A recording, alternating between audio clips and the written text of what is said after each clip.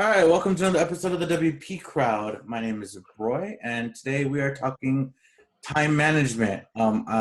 Since we're talking time management, I'm going to make sure we actually stay on time today because I'm pretty bad about that lately.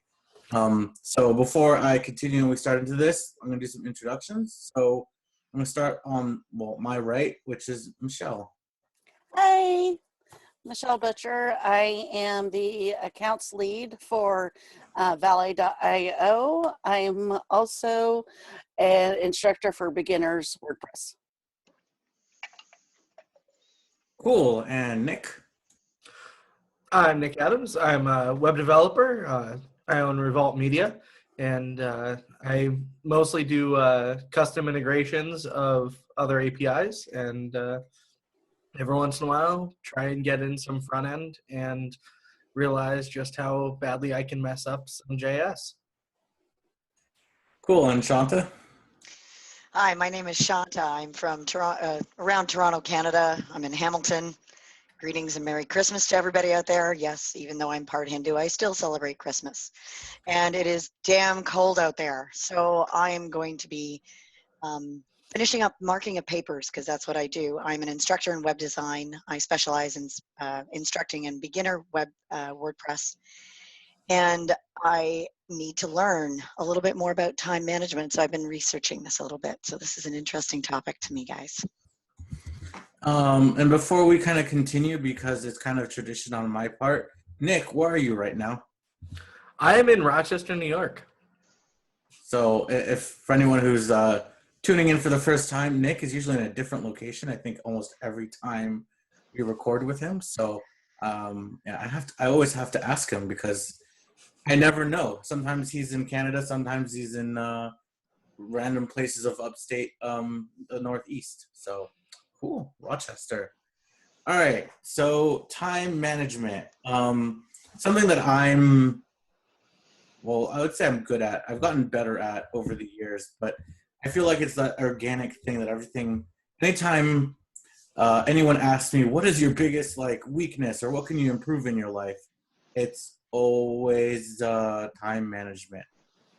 So we kind of have a mix of people on as far as professions go on today. So I'm kind of curious from your guys' point of view and your professional life, how time management plays a role and how you kind of combat and manage your time. I'm just going to go ahead and start on my far right with Shanta because you're a teacher. So time management got to be a huge deal. So I'm curious how you manage with that and what are some tips and techniques you have for it? So one of the biggest pieces that absolutely drives me mental is when I have students that claim that they don't have enough time to do everything. I handed it in late because I only started it 2 days before the assignment was due. Well, you had it for 4 weeks. So one of the biggest things that is a huge pet peeve of mine is time management. I, unfortunately, am not a big practicer or practitioner of what I preach. So it's really important for me to, especially when we do repetitive actions, have a list of things that we do every semester. For example, so one of the tips and tricks that I have is, and I haven't quite mastered it yet, as to where that list should go for things like reminders and that kind of stuff. But we've got it almost down to an art whereby we have startup tasks. Every semester, we have to do the same thing. So we have to set up our accounts. We have to do all these things. So for me, having that process laid out, depending on which class it is, some of those processes are repetitive across all of the classes, and some of them are repetitive within the same class, but across different semesters.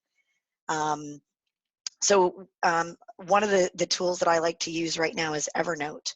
And I read a book by a guy named James Birchill, and it's called Evernote Exposed.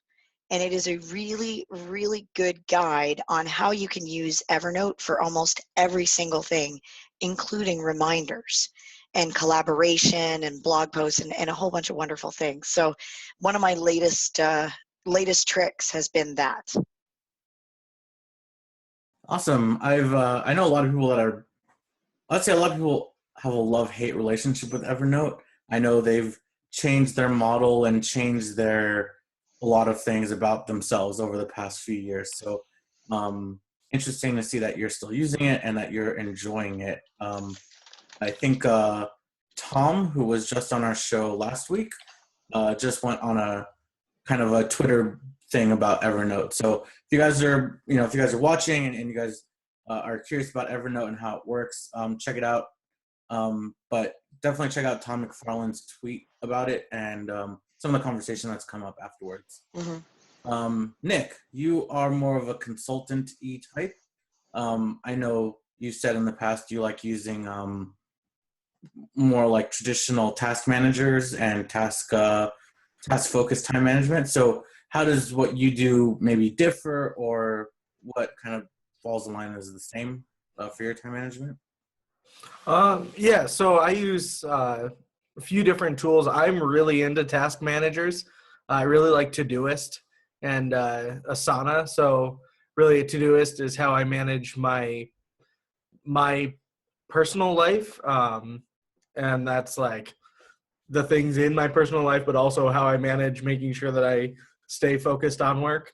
And that one's just amazing. That really keeps me on task, and I see exactly everything I have to do that day.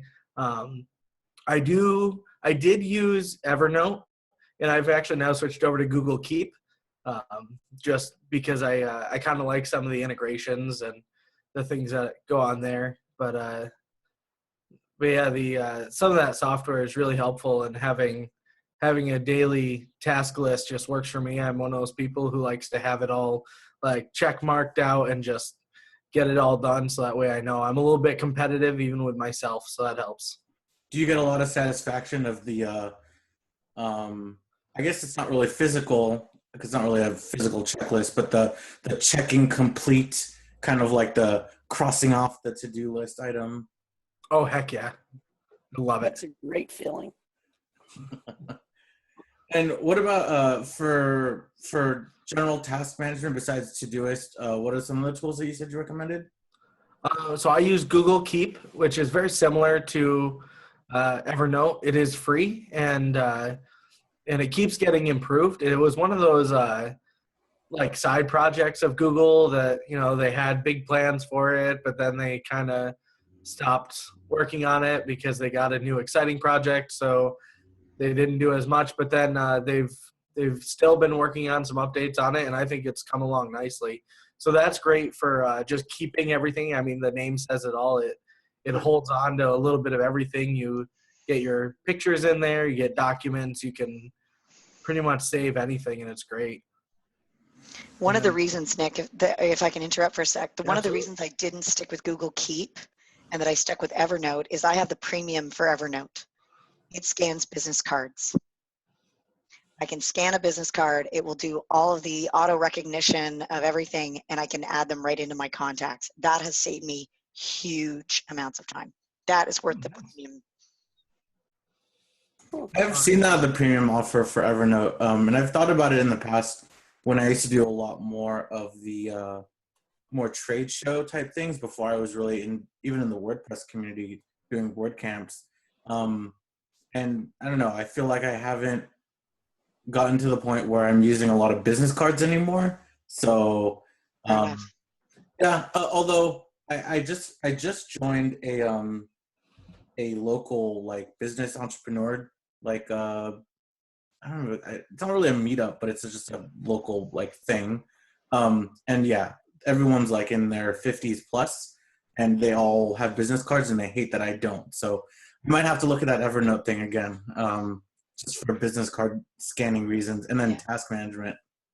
Is I that know a that they BNI that you joined? I think it's similar.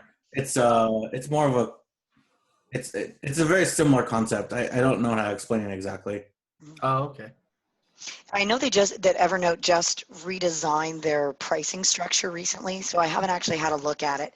I don't have the big one for Teams. I just have my own premium edition, and it'll scan those business cards, which is a big piece for me, and it just saves me. It's worth every penny. It's like $45 a year. Okay, that's less than $5 a month, so it's worth it for me. And I know this isn't directly time management, obviously, this conversation, but Sure. something that will save me time, and I'm curious if you've seen Evernote do this. Can I attach a business card to a note? It actually creates one. So when you actually photograph a business card, it creates a note that is specific to a type of business card. So it creates a note, and then the template that it uses is a business card one that is designed by Evernote. That you can, on your mobile, I can then say, add this as a contact to my Google Contacts. And then it automatically adds that note into my Evernote, and I put it in a specific notebook. So if it scans a business card, I tell it, if you scan a business card, I want you to put it in networking. And I can add tags to it, names, and it'll search perfectly. Yeah, because my main concern is I've only been to about 2 or 3 of these meetings, and every single time it's like, hey, and then we'll have like a quick conversation, and then they'll give me their business card. I want to be able to take notes on what we just said, as well as maybe even schedule a meeting if we talked about talking on the phone. Mhm. So that, Right, it does create that note. You can make notes on it. Like I make notes of, for example, where I met them, right? I met at this particular event, this particular day. I can set a reminder as well to follow up on it on a particular day. So that's, and further to your earlier point, one of the things that I learned about this, you have to open it every day. And I even told James, because I know James personally, when I looked at his stuff, I said, James, I'm finding it really difficult to go to this every day. And he goes, look, you just gotta, and if nothing else that works for me, which I still haven't quite mastered, but I'm getting there. And I actually just drafted a post on doing job searches and how you can organize your job search in Evernote as well. that's an interesting, actually, overall concept for not even time management, but really it does help because I find myself using a lot of these tools and even tools like, I don't know if you guys don't, I don't know if you have it in Canada, but we have mint.com, which is kind of like a budgeting website app. Um, I find myself using all of these tools and I'm like, oh man, these tools are so great. And then I stop using them after like 3 days because I stop going to them on a regular basis. I don't look at my notes or, a lot of the people that I work subcontracting for, they use Asana. I'll open up Asana like 3 times while I first start working with them, and then I won't ever open it again. And that becomes an issue. So yeah, I think generally speaking, opening up whatever task management or note, whatever it is you're helping with your own time, opening it up on a regular basis is definitely a good top tip. Well, and I think the integrations with things like Slack are extremely helpful. Like, I think we can all pretty much agree that Slack is on all of our lists. And there's task management within that as well. And something called Kyber. I think that you can actually plug into that as well, that it does a to-do list. You can assign things to other people. I can actually do it with Evernote as well. Like I can say, whenever a note is created in Evernote, in a particular notebook, add it to my conversation to a particular channel in Slack or whatever. So, Very cool. and with the idea of all of these wonderful tools, I agree with you, Roy. I get overwhelmed with the number of tools. I'm not a big fan of Asana. I've tried it and I just found it way too complex. I know some of the word camps that I've organized, and I've been on a few teams now, they use Trello. Still not quite there yet. So I'm not sure about the sort of project planning type stuff. So if anybody has any suggestions on that, I'm happy to hear it. The other thing I've been reading lately is, and by all means, chip in on this, the 4-Hour Workweek. Anybody read it yet? Yeah. Okay, so I'm just getting through it now, and it's already changed my life. I haven't even finished it. It's a good book. It's definitely a good read. I read it a few times a while back. Someone actually gifted it to me when I was doing some contract work for them. They said, here, for you to be a better contractor to me, I need you to read this and understand what it is, and then implement that into the rest of your life. And yeah, it did change a whole bunch of stuff. And as far as time management goes, if you're into reading books and stuff, 4-Hour Workweek is definitely a good one to read and to really kind of take in. And I don't think it works for everyone. but it definitely is something that worked for me, and it worked for many, many people I've talked to. Michelle, haven't touched base with you yet. And you kind of have a unique position because you, as far as I know, you're still basically doing a lot of support for companies. I don't know. And that's completely different than, let's say, task-oriented development. So how do you manage your time, and how maybe does it differ from how we've been talking about it? Well, for me, with working for an agency, I do time management on my own stuff, and I do time management on all of my valets and developers as well. One of the biggest things, and I actually just had a talk with one of my team members yesterday on it, is one, it's not good really to multitask on your projects, because if you're half-assing two projects at the same time, neither one is going to get the benefit of you concentrating on the one task and making it right. That's a lot of times when a lot of the accidents happen, because they're trying to do too many things at one time. And then also, one of the things I preach is, especially with being freelance or working for an agency, you always have more than one customer or client. And sometimes you'll get 10 different emails or tickets from 10 different customers, all wanting something right now. And it's very great to go through and triage. And even if a task, like, I can read it and be like, oh, I can get that in 5 seconds. But you see, you also have a site down come in 2 minutes later. It's best to take that 5-second ticket and be like, yes, we can get that done for you. I'll have an update for you by the end of the day. So then you still have till the end of the day to do that 5-second project. And it gives you the ability to jump in when you can, but if something more high risk comes in, you can jump on that one first. And on that, for any company you go with, it's a bad stigma when it comes to web development type aspects. Everyone wants stuff right now, right now, right now. Anything else, you go to the doctor, your appointment might be at a certain time, but you'll still probably have to wait till afterwards. Why should web development be any different? And a worker, no matter if they're freelance or agency support, what have you, it's a lot easier to do your work when you don't have the stress of having to push things out so quickly that you might slip up doing your work. Deadlines are a tricky one because, I'm as a kind of a full-time developer, I have deadlines come onto my plate, which some are, hey, you have, a month to do something, let's say very minor. And I'm like, okay, no problem. And I usually get it done within a good timing. And, this is where time management is just easy, because it's like, hey, even if I mess up my time management on a month-long, deadline, I know I could, worst case scenario, I can still get it done, let's say in a week, right? If I put my head down and just concentrate and block out any other noise. And that's just kind of part of the thing.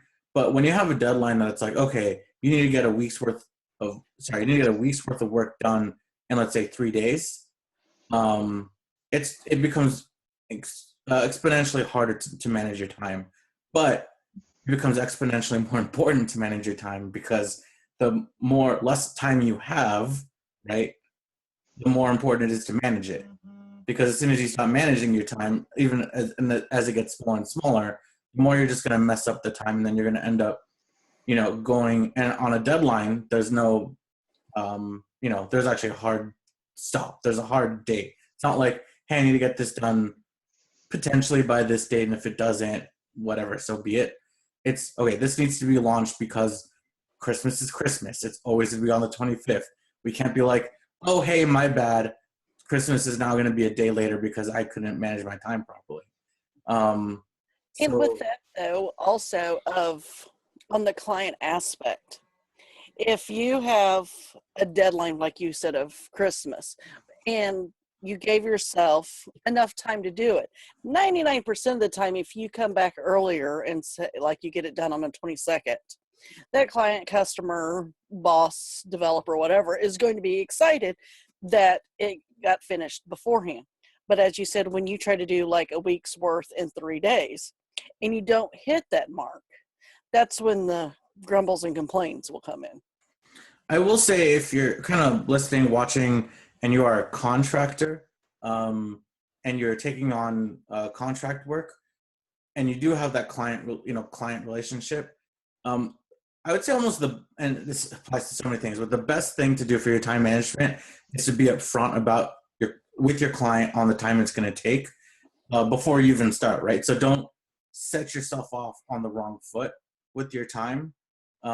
If you are getting a project and the client wants a 3-week project done in a week, let them know it's not going to happen. And I don't care how, it comes down to, I don't care how much money they throw at you. You can't get 3 weeks worth of work done in 1 week. It's physically impossible. No matter if you work if you didn't sleep for a week, there'd still not be enough time. Well, and this is what we say in project management, though. You take the amount of time that it's going to take you to do the project and you double it. And then you double it again. And one of the things that I was taught as well is that if the client can accept that, or as you're working on the project, all of a sudden you've got to work faster and faster, and the deadline that they have originally set now has to be moved up, great. I'll get on that for you, and now my time is doubled because now I've got to hire somebody else. So it's project management as well. But going back to your point, Michelle, though, one of the things that I remember hearing, and I've been listening to the 4-Hour Workweek on audiobook. So I was listening to this in the car. And one thing that really, really rang true, and one of the ways that I am now learning to stay on track, I am turning off my email, especially when I'm grading papers. The last thing that I can do is look at email, because what happens is I release a set of grades, and I've got a deadline of today at 5 o'clock to get my grading finished. And I'll have email after email after email. I've had one student that has emailed me twice in the last 24 hours because of a 10-mark part of their assignment. And it's urgent, and no, actually it's not. And so one of the things I remember hearing on this book with Tim Ferriss is that, you know what, you have to train your customers or your clients. Mm-hmm. For example, I already have made an adjustment to my autoresponder that specifically says, not only am I going to take longer than the usual 48 hours to respond, but during grading times, such as after an exam, it could go as high as 7 days. And also, I'm not answering any of the emails between December 23rd and January 2nd. Mm-hmm. I actually decided, no, I'm not going to do it. Now, what they may or may not realize, I'm not taking that time off for vacation. I actually have another project that I have to finish because now I've just been put on another course that I will have a week to redesign. So, you know what? I'm not answering my students during that time period. So, and I got to tell you, I am going to be absolutely ruthless when it comes to my time over the next little while. And that was just on one chapter of that book. Just training your clients to be, I'm going to look at my email here, and he does it once a week. There's no way. But I could honestly say, based on that, I could alter my autoresponder to say, I am going to look at email between at 12 and at 4. And I will only respond to your email on these particular days. Because technically, I'm only a part-time instructor. I got other things to do. And they don't realize that. They want it done now. So, you know what? They're going to learn really fast. I check my email 3 times a day. Right when I first get on to see what's come in overnight, I will check right around noonish, and then I'll check not as I get off, but about 30 minutes before I get off the computer, because I don't want to see that last minute, oh my gosh, fire email, and then stay on the computer another 2 hours. Another thing with that goes more onto the email is the social media aspect. How many of us have on the computers where we'll ping you every time Slack goes off, every time Facebook goes off? There's so many times, or I just mute everything except for my work Slack, because obviously my team and I need to work together on that. just so I don't have those distractions of, oh, so-and-so just got a kitty on Facebook, and oh, look at that Instagram photo, because that takes away from the productivity. Yeah, I actually had a case this morning. One of the other tools, by the way, that I use that helps me get through my marking really quickly, Dragon Naturally Speaking. Anybody else use that? Mm-mm. Text-to-speech.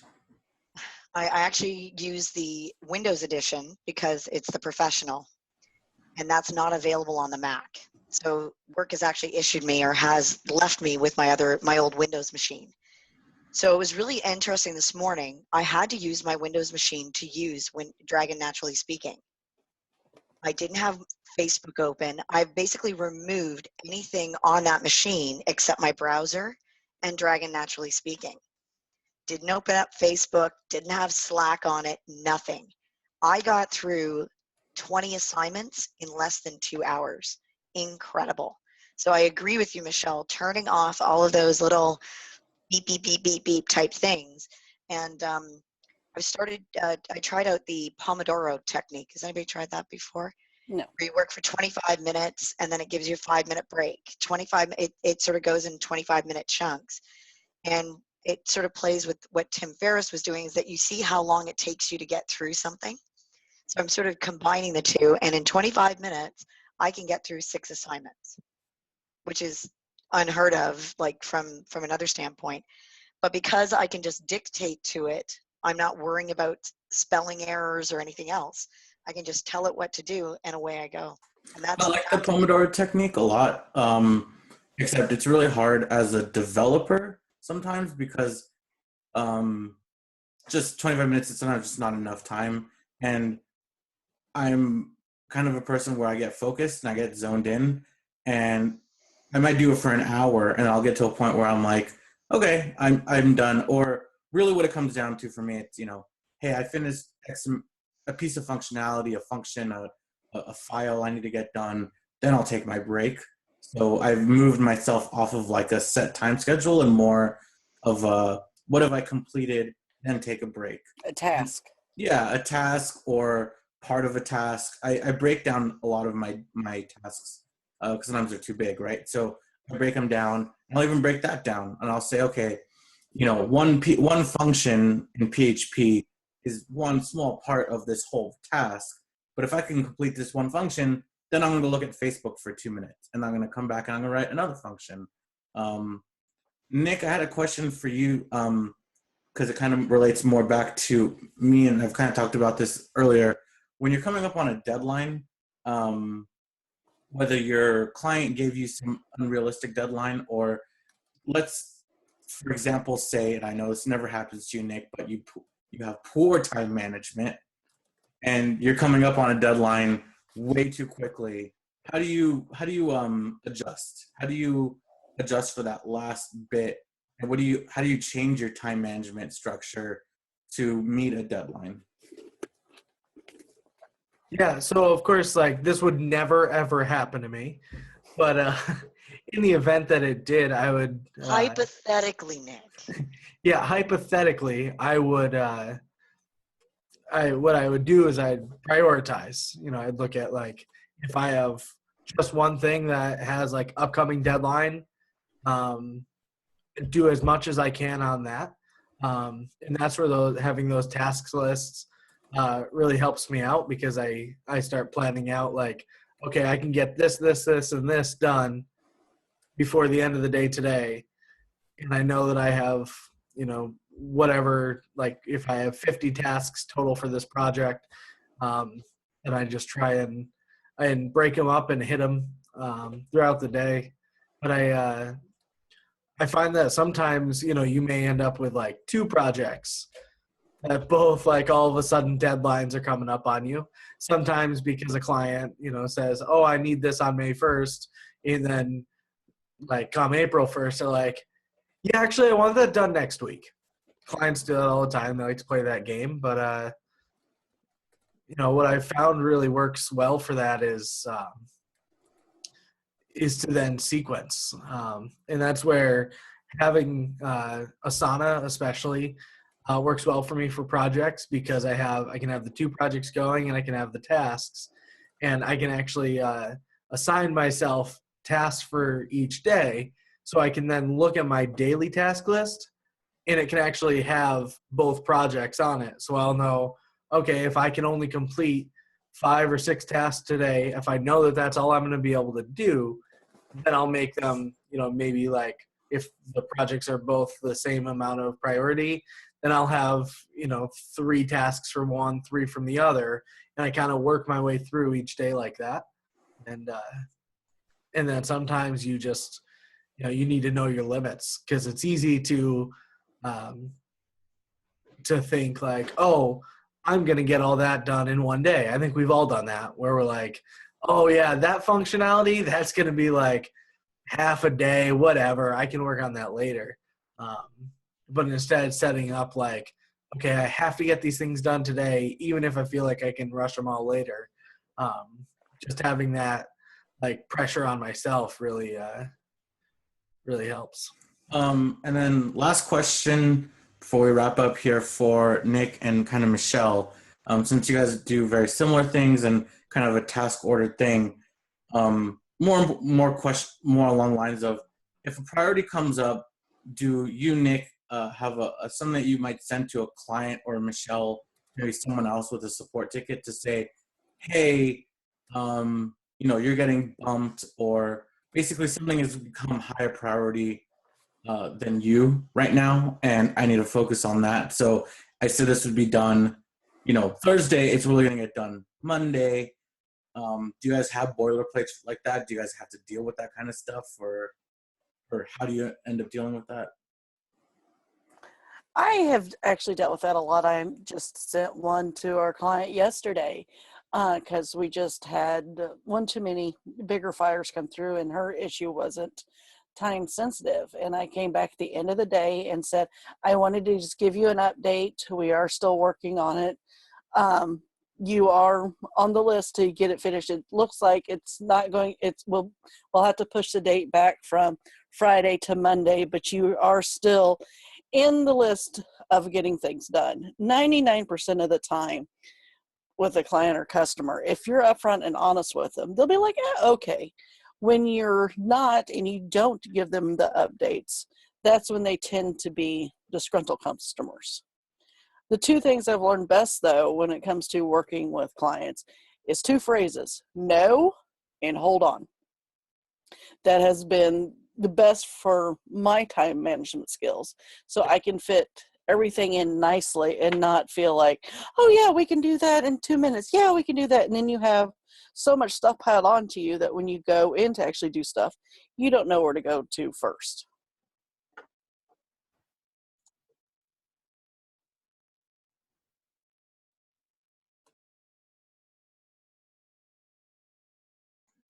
Sorry, I was muted, wasn't I? Nick, have you ever had to do that? Push a client aside to do a priority level of another client?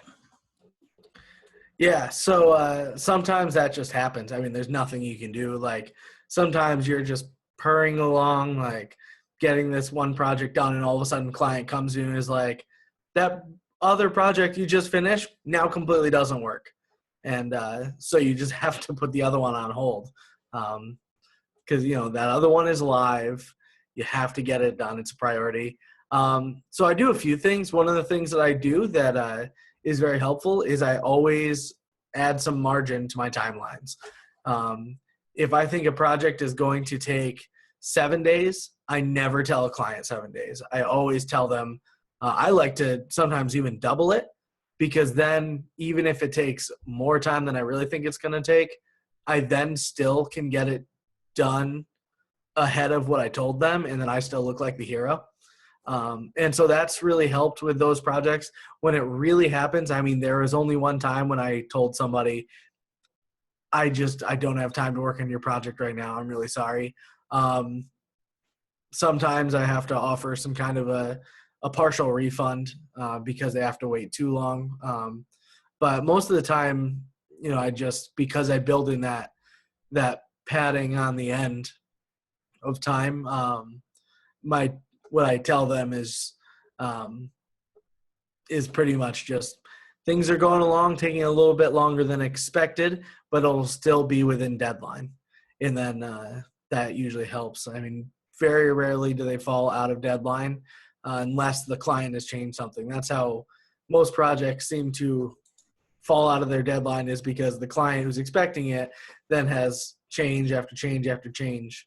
So I try and make sure that if there's ever going to be something that's going to affect the delivery time, I make sure that it's not on my end, even if I have somebody else calling for my attention. Awesome.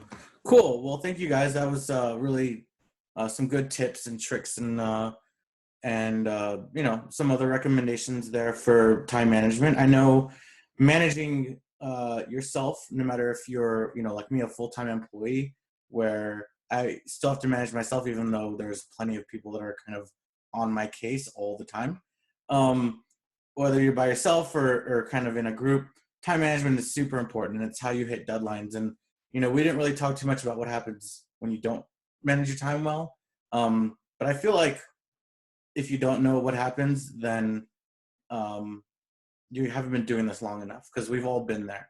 And it's really like that one time that you didn't manage your time well that you learn very quickly that managing your time is very, very important, and something that you should continuously work on. Read the 4-hour work week, see if that works for you, and just try to work with what you're doing. One thing I love what Shanta's been talking about is she's kind of been picking and choosing stuff from all sorts of places and saying, okay, this is what works best for me.